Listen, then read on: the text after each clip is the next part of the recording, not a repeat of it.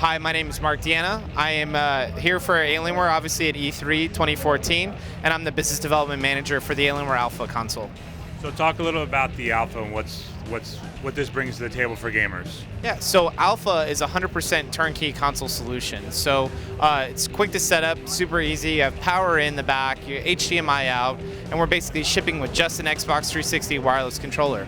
So a user never really has to connect a keyboard and mouse if they don't want to. When they fire up the system, they're going to be put into a custom UI that we've created, so it's exclusive to our product, exclusive to Alpha. They can operate all the system settings through this UI, again, with just using that Xbox 360 control. And of course, that'll enable them to launch Steam and get into Steam Big Picture mode, which is ideal for living room gaming. Talk a little about the power behind this box and what it brings. So underneath the Alpha's hood, you'll find an Intel Core i3 processor at the base level. That can be configured with up to an Intel i5 or an i7. And again, it's based on Haswell, which is the latest and greatest architecture from Intel. It's 22 nanometer. It's very efficient in terms of power consumption. It also puts out a lot of performance. On the GPU side, we have, again, also the latest and greatest from NVIDIA, and that is the NVIDIA Maxwell GTX solution. And actually, it's a custom solution that Alienware and NVIDIA worked on together for the Alpha system. Can you talk a little bit about the experience people have on this box versus like a current next-gen device? Sure. Well, we really see this box as, again, being a portal or a gateway into Steam Big Picture mode.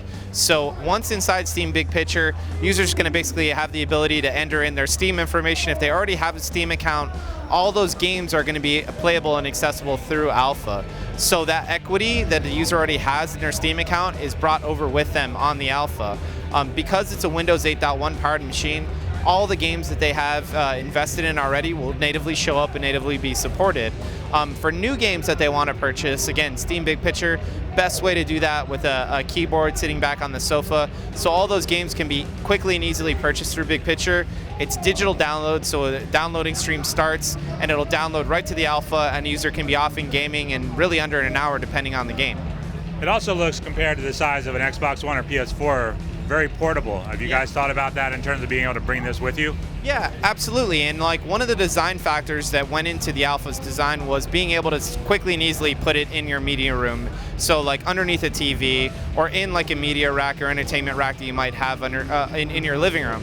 You'll notice also that we have only 2 lighting zones, so like unlike our other products that have multiple lights, we wanted the aesthetics and the lighting to be toned down more for the living room environment. But yeah, it's super small. It's roughly a little bit larger than the original Nintendo Wii, but it's super powerful. So the technology that we have in there, again, the core cornerstones of that being the Intel and NVIDIA-based technology, allow us to hit performance levels that the next-gen consoles really can't compete with.